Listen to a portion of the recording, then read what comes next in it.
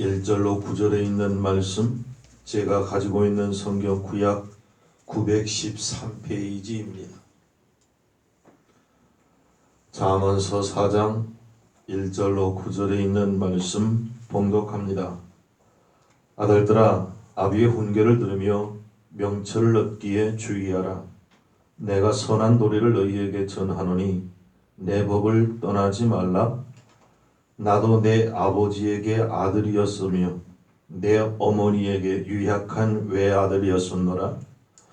아버지가 내게 가르쳐 이르기를 내 말을 네 마음에 두라. 내 명령을 지키라. 그리하면 살리라. 지혜를 얻으며 명철을 얻으라. 내 입의 말을 잊지 말며 어기지 말라. 지혜를 버리지 말라. 그가 너를 보호하리라. 그를 사랑하라. 그가 너를 지키리라. 지혜가 제일이니 지혜를 얻으라. 무릇 너의 얻은 것을 가져 명철을 얻을지니라. 그를 높이라. 그리하면 그가 너를 높이 들리라. 만일 그를 품으면 그가 너를 영화롭게 하리라. 그가 아름다운 관을 네 머리에 두겠고 영화로운 면류관을 내게 주리라 하였느니라. 아멘. 좋으신 하나님의 은혜 평강이 늘 우리 안에 있기를 간절히 소원합니다. 드리티 본 회퍼라고 하는 유명한 사람은 독일 나치 지하에 있을 때에 구속이 되어서 감옥에 있었습니다. 사랑하는 조카의 결혼식 소식을 듣고 그 조카 딸을 위하여 편지를 씁니다. 그 가운데 발췌 소개합니다. 결혼이란 서로 사랑하는 것이 것 이상이란다. 결혼은 보다 지고한 존엄성과 힘을 간직하고 있단다. 왜냐하면 결혼이란 하나님의 거룩한 명령으로서 이를 통해서 하나님께서 세상 끝날까지 인류를 존속시킬 뜻을 가지고 계시기 때문이란다. 연애 중일 때는 너희들이 세상에서 단순한 두 사람만 보이지만 결혼 생활에서는 네가 하나님께 영광을 돌릴 세대를 연결하는 사슬의 고리가 되는 것이란다. 연애 중일 때는 네 행복의 천국만을 보지만 결혼 생활에서는 이 세상과 인류를 위한 책임을 지게 되는 것이다. 네 사랑은 너 자신의 개인 소유물이지만 결혼이란 개인적인 것 이상이란다.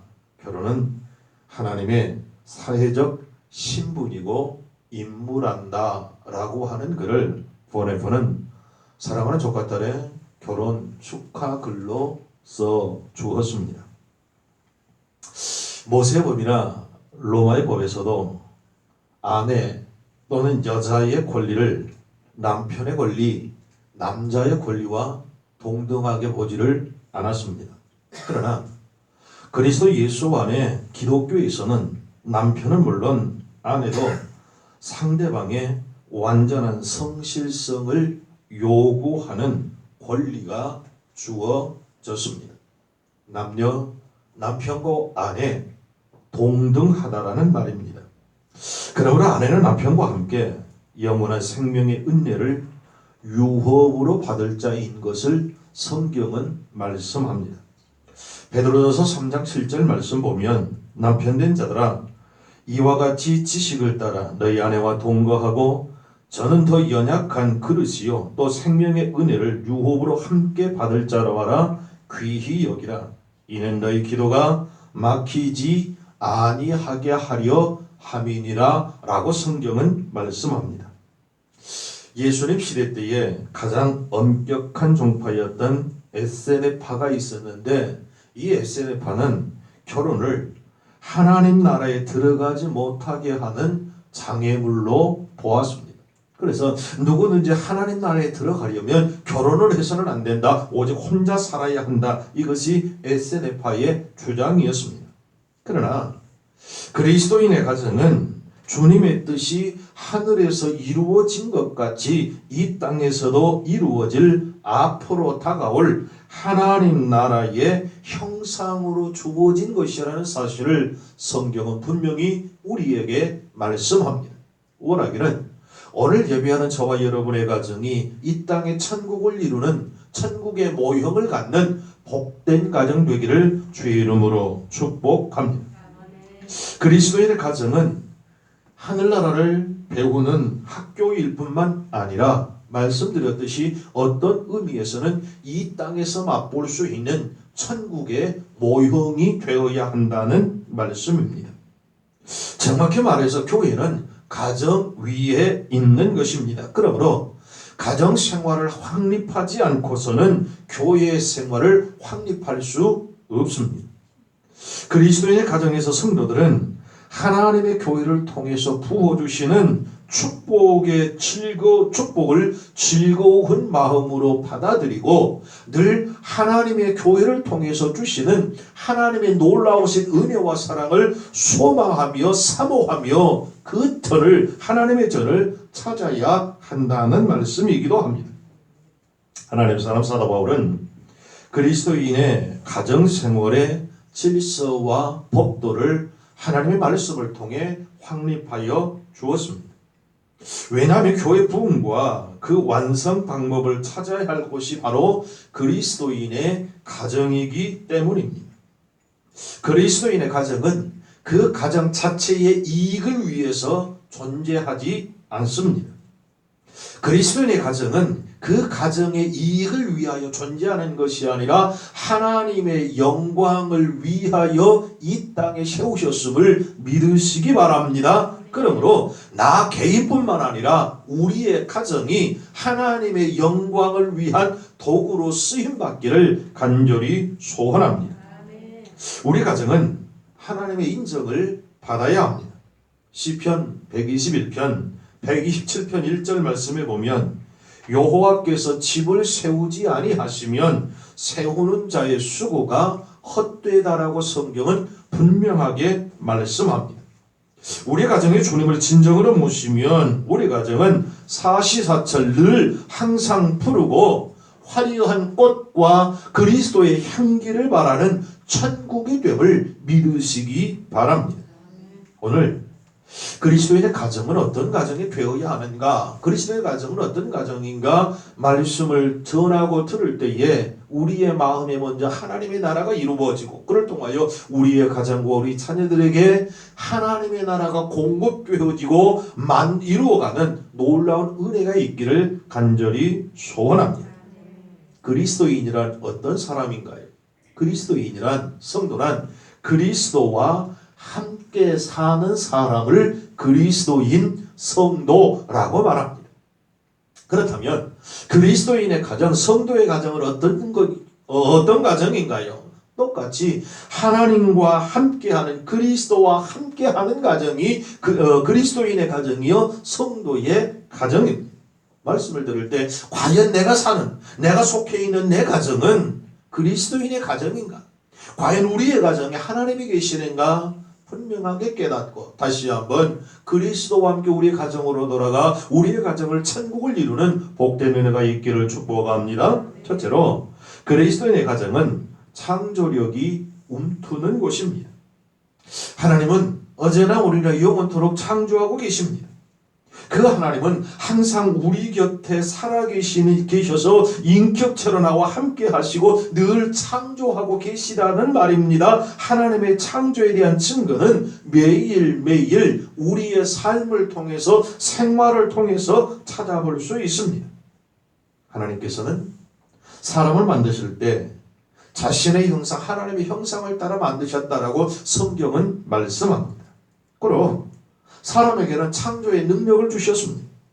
즐거워할 줄 아는 능력도 주셨고 새로운 인간의 탄생에 대하여 책임질 수 있는 능력도 주셨습니다. 이처럼 창조의 능력은 가정이라는 테두리 속에 움터 있습니다. 수직적으로는 하나님과 나와의 테두리, 사람과의 테두리요, 수평적으로는 남편과 아내의 테두리를 통해서 하나님은 창조하시고 지금도 세상을 이끌어가고 계시다는 말입니다.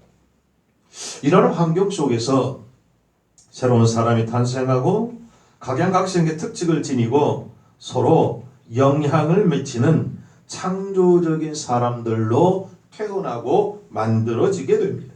그러므로 그리스도의 가정은 새로 태어난 사람에게 건설적인 창조 능력을 심어줄 수 있는 장소가 되어야 합니다. 창조의 능력이 움트는 곳인 가정을 이룬다는 것은 그러므로 그만한 책임이 뒤따른다는 사실입니다. 그리스도인의 가정은 창조의 꽃을 피우려고 하는 씨앗의 온상과 같아야 합니다. 창조의 능력은 좋은 분위기와 참된 용기를 통해서 개발이 되어지기 까닭입니다. 주변의 분위기가 한 사람의 성장에 있어서 엄청난 영향력을 미친다고 하는 사실은 모두가 다 아는 사실입니다. 그러므로 우리 주변을 따뜻한 창조의 온상으로 만들 수 있는 분위기를 우리가 만들어야 한다는 말입니다. 마치 식물이 주변 환경에 의해서 그 성장 속도를 달리하는 것과 같이 말입니다. 밖에 아무리 눈보라가 치고 혹한이 닥친 추울 겨울일지라도 온실 아래 있는 화초는 아름다운 꽃을 피웁니다. 과실나무는 아름다운 열매를 맺습니다. 채소들은 파릇파릇 우음이 떠서 우리의 상을 즐겁게 합니다. 이처럼 우리가 사는 이 사회가 아무리 냉랭하다 할지라도 가정의 따뜻한 분위기는 훌륭한 사람이 탄생하고 자라게 할 수 있다는 말입니다. 고로 그리스도인의 가정이 창조의 셈이 되어야 합니다. 그렇다면 여러분, 이 창조의 셈이라고 하는 것이 꼭 어린 아이들에게만, 내 자녀들에게만 국한이 되어 있느냐? 아닙니다. 그리스도인의 가정은 아내의 창조 능력을 개발하고 키울 수 있어야 합니다. 때로는 남편의 창조의 능력을 기르고 키울 수 있어야 합니다. 뿐만 아니라 우리 자녀들이 자라서 그들이 부모들에게 영향력을 미칠 수 있는 그 나이가 될 때에, 그 시기가 될 때에 부모 또한 자녀들을 통해서 창조의 능력을 공급받을 수 있는 그런 분위기가 우리 가정에 있어져야 한다는 말입니다. 그러기 위해서는 서로가 이야기하고 또 그 이야기한 것들을 들어주는 다른 사람의 생각에 관심을 갖고 그들의 말에 귀를 기울이는 대화의 분위기가 우리 가정에 조성이 되어야 합니다. 엉뚱한 이야기를 혹한다 할지라도 그 엉뚱한 이야기일지라도 귀 기울여 줄 때에 서로가 믿음이 생겨나고 공감대를 형성할 수 있기 까닭에 그렇습니다. 신뢰의 분위기는 새로운 생각을 할 수 있는 용기를 북돋워 줍니다. 그러므로 여러분, 그리스도인의 가정은 창조력의 쉼터가 되어야 합니다. 우리의 가정이 하나님의 창조의 역사를 이루어가는 복된 가정 되기를 축복합니다. 하나님께서는 저와 여러분의 가정이 늘 변화되기를 원합니다. 변질되는 것이 아니라 변화되기를 원합니다. 어린아이의 생각이 머지않아 10대 청소년의 생각이 되고 그들이 조금 자라서 성인의 생각이 되는 것처럼 우리의 생각이 언제까지나 이렇게 머물러 있을 것이 아니라 하루하루 변화되어서 하나님의 장성한 분량에 이르기까지 성숙된 믿음의 삶, 믿음의 개인, 믿음의 가정, 믿음의 교회가 되기를 간절히 원한다는 말입니다. 그러므로 늘 그리스도 안에서 하나님의 새로운 힘을 공급받고 그 안에 창조의 역사가 일어나는 우리 가정 되기를 간절히 소원합니다. 둘째로, 그리스도의 가정은 올바른 인간관계가 이루어지는 곳이어야 합니다. 인간관계는 누구에게나 끊임없이 나타납니다. 한 사람이 세상에 태어나자마자, 어린아이가 태어나자마자 그 관계는 어머니, 아버지, 엄마 아빠를 통해서 시작이 됩니다.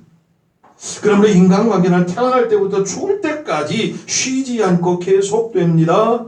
그럴 때에 부모가 자녀에게 스승이 된다는 사실, 내 의도와 상관이 있든 없든 내가 행하는 모든 말과 행동이 내 자녀들에게 보여지는 그런 라는 사실을 우리는 절대로 잊어서는 안 됩니다.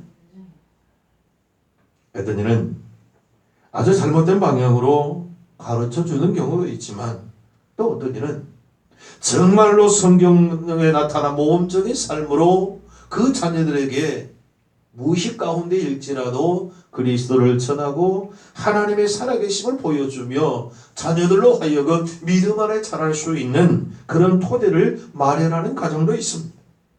성도 여러분, 하나님께서는 우리의 가정에 자녀를 허락하신 것은 그냥 보내신 것이 아니라 하나님의 거룩한 창조의 역사, 하나님의 거룩한 계획, 하나님의 구원의 역사를 그를 통해서 이루어 가시기 위한 계획이 있음을 믿고 늘 그리스도 안에서 그들에게 믿음의 본된 삶을 사는 우리가 되어져야 할 줄로 믿습니다. 그렇다면 올바른 인간관계에 대한 기본적인 틀은 어디서 이루어집니까? 바로 가정입니다. 가정이란 인간의 존귀함에 대해서 깊이 이해할 수 있는 장소입니다. 가정이란 자녀들이 인간은 하나님의 형상대로 창조되었음을 배워야 하는 것이고, 그러므로 이 우주 속에서 인간이 너무나 귀한 존재라고 하는 사실 또한 그들에게 깨닫게 하고 가르쳐 주는 것이 가정이어야 합니다. 이것은 말로만 가르치는 것이 아니라 행동을 말처럼 해야 합니다. 그렇다면 부모가 완전하단 말입니까? 아니요, 그렇지 않습니다. 할머니 할아버지가 완전할 수 있습니까? 아니요, 그럴 수 없습니다. 내 형제 자매가 완전하단 말입니까? 아니요, 그럴 수 없습니다. 우리 자녀들도 어린 시절부터 내가 죄인이고 모두가 죄인일 뿐만 아니라 모두가 다 허물 많은 사람인 것을 알아야 하고 배워야 합니다. 더군다나 부모도 성경 말씀대로 때로는 살지 못한다는 사실도 알아야 합니다. 실수도 한다는 사실을 때로는 가르쳐야 합니다. 부모도 죄악에 빠져들 수 있다는 사실을 그들에게도 가르쳐야 합니다. 그들이 배워야 합니다. 그럴 때 어떻게 일어설 수 있고 그 죄악의 터널에서 빠져나올 수 있는가, 그들 또한 가르치고 배워야 합니다. 부모도 자녀에게 잘못을 사과할 줄 알아야 합니다. 사과하는 것과 용서하는 것이 무엇인지를 이해하는 것이 참으로 중요하기 때문입니다. 부모라고 해서, 어른이라고 해서 완전한 척하는 것은 거짓을 가르쳐주는 결과요, 그 실수에 대해서 합리화를 가르쳐주는 것이 되기 때문에 그렇습니다.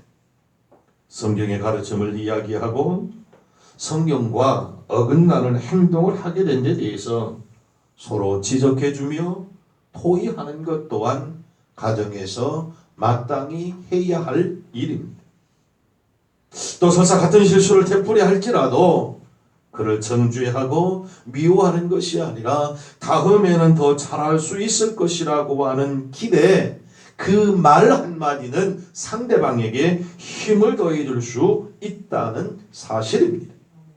잠언 성경은 그리스도인의 가정에서 인간관계를 올바르게 가질 수 있도록 한 한 사람이 개발해 나갈 수 있는 여러 가지 상황을 우리에게 말씀합니다. 잠언 17장 22절 마음의 즐거움은 양액이라도 심령의 근심은 뼈로 마르게 하느니라.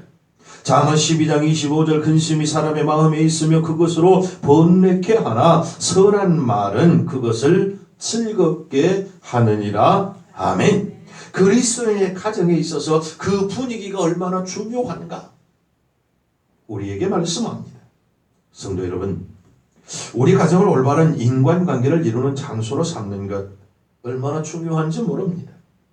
가장 효과적인 방법이 무엇일까요? 그런 관계를 가짐에 있어서 가장 효과적인 방법은 진실 아닐까요?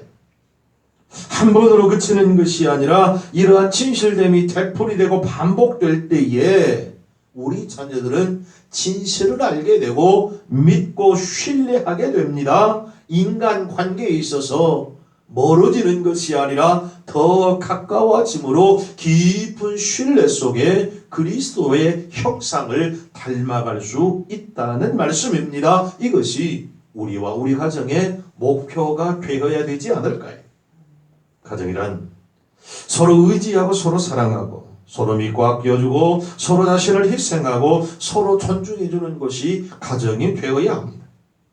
누군가가 앞장서서 이러한 일을 의도적으로 가르쳐야 하고 이끌어야 합니다. 오늘 예배하는 저와 여러분이 우리 가정을 이런 가정으로 이끌 수 있는 주도자 되시기를 축복합니다. 사람은 인간관계에 관한 성경의 가르침에 대해서 제일 큰 비중을 차지하고 있습니다. 구체적으로 남편은 아내를 사랑해야 합니다. 뿐만 아니라 아내도 남편을 사랑해야 합니다. 그리스도인은 서로 사랑해야 합니다. 어떤 상하 관계가 아닙니다. 동등한 관계에 있어서 하나님이 나를 사랑하신 것처럼, 주님이 나를 사랑하신 것처럼, 성령이 나를 사랑한 것처럼 나도 아내를, 남편을, 자식들을 사랑하는 것이 마땅하다라고 성경은 분명하게 말씀합니다. 그렇다면 인간의 사랑이 완전할 수 있을까요? 아니요, 절대 그럴 수 없습니다. 그러나 사랑은 오랜 세월을 두고 서로 노력하여야 합니다. 그리스도의 가정의 특징은 변함없는 사랑에 있습니다. 주님의 사랑이 변함이 없는 것처럼 그리스도인의 사랑 또한 변함이 없어야 합니다. 조속으로 변하는 것 사랑 아닙니다. 환경 따라 변하는 것 사랑 아닙니다. 만약 환경 따라 조속으로 변한다면 주님께서 저와 여러분을 사랑할 만한 가치가 있었을까요? 아니요. 하나님의 사랑은 영원토록 변함이 없던 것처럼 그리스도인의 사랑은 변함이 없어야 합니다. 그럴 때 하나님이 더 귀하게 복 주실 줄로 믿습니다. 그리스도인의 가정은 자신의 모든 힘을 기울여서 노력하고 다져나갈 필요가 있습니다. 그럴 때 올바른 인간관계를 가질 수 있습니다. 우리의 가정이 이런 올바른 인간관계가 자녀들과 부부 사이에도 아름답게 이루어지는 그런 가정 되기를 주의 이름으로 축복합니다. 마지막 셋째, 그리스도인의 가정은 영혼의 안식처입니다. 사람이 이 세상을 살아가려면 여러 가지 어려움이 시시때때로 닥쳐옵니다. 부자나 가난한 사람이나 젊은 사람이나 늙은 사람이나 유식한 자나 무식한 사람이나 누구 상관없이 예외 없이 고난이 닥칩니다. 내가 지금 건강한 사람이라고 해서 어느 날 무서운 질병에 빠져들지 않으란 법이 있을까요? 행복하게 살던 사람이라고 해서 뜻하지 않은 사건이나 사고 때문에 큰 고통 속에 시달리지 말란 법이 이 땅에 있을까요? 아니요. 우리가 태어나는 그 순간부터 우리가 평탄한 날이 계속된다고 생각하고 고통의 날이 있다는 사실을 깨닫지 못한다면 질병이나 고통의 순간을 결코 감당해낼 수 없습니다. 그러므로 하나님께서는 감당할 만한 시험을 주신다 분명하게 말씀합니다. 그 시험을 통하여 더욱더 단단하여져 가기 때문에 그렇습니다. 우리 인생은 기쁨과 슬픔의 두 가지 일이 항상 섞여 이루어집니다. 양쪽 측면에서 모든 일을 이해해야 합니다. 우리 인간은 그 능력의 한계가 있기에 완전하지를 못합니다. 그러므로 나는 다른 사람이 필요할 때에 완전하게 돌보아줄 수 없습니다. 또 우리가 원하는 것도 다른 사람에 의해서 완전하게 충족될 수 없습니다. 그렇다고 불평해서는 안 됩니다. 왜? 우리는 완전하지 못하기 때문입니다. 그렇게 인생은 계속 올라갑니다. 우리는 자신이 해야 할 일에 뒤에서 오직 최선을 다하면 됩니다. 그것이 우리가 해야 할 유일한 것이기 때문에 그렇습니다.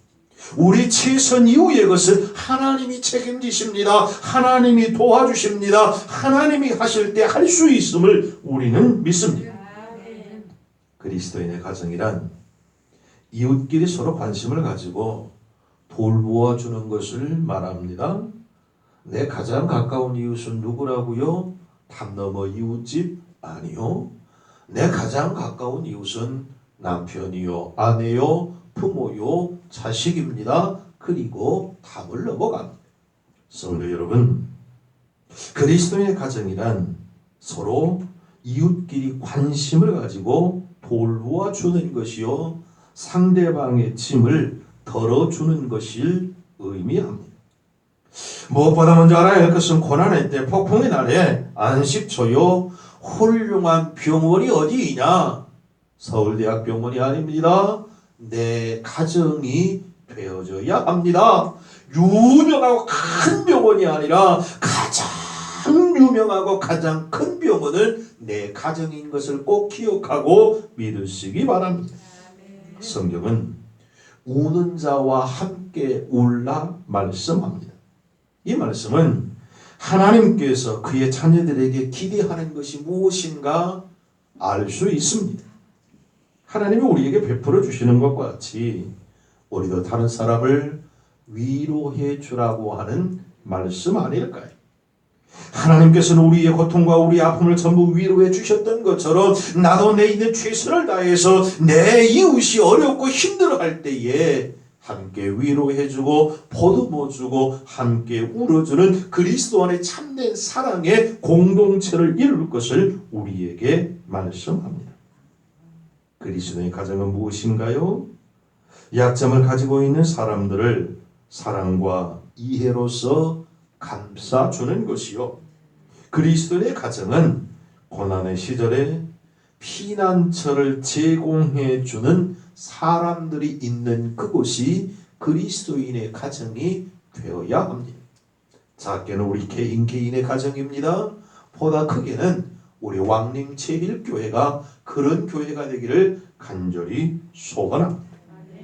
결론의 말씀을 드리고 말씀을 맺습니다. 성도 여러분, 우리에게 허락하신 가정을 통해서 창조의 능력이 움트게 하고 올바른 인간관계를 이루어서 하나님과 바른 관계를 맺고, 그러므로 우리의 영혼이 피곤할 때에 우리 가정을 통해서 위로받음으로 이 땅에 참된 천국의 모형을 이루어가는 하나님의 축복이 가득한 복된 가정 되시기를 우리 구주 예수 그리스도 이름으로 축복합니다. 기도하십시다. 참 좋으신 하나님, 2021년 가정의 날, 오늘 어버이 주일로 하나님께 모여 예배할 수 있는 은혜 주신 것 감사합니다. 어버이 된 자들로서 우리에게 허락하신 귀한 자녀들을 위하여 얼마나 몸부림치며 하나님의 영광의 도구로 쓰임받기를 위하여 기도하였는지 부족하였음을 고백합니다. 용서하여 주시옵소서. 전능하신 하나님, 우리 개인뿐만 아니라 우리의 가정을 통하여 오늘 주신 말씀처럼 우리 가정마다 창조의 우미 트게 하시고 올바른 관계를 통하여 하나님과의 관계, 부모와 자식 간의 관계, 부부 간의 관계가 올바르게 정립되어 하나님의 영광을 들춰내는 복된 가정 되기를 간절히 원합니다. 그러므로 우리의 영역이 피곤하여 지칠 때에, 힘들어 있을 때에 우리 가정을 통하여 위로받고 하나님이 주시는 새 힘을 공급받는 복된 가정들 되게 하여 주시옵소서. 예수님의 이름으로 기도하옵나이다. 아멘.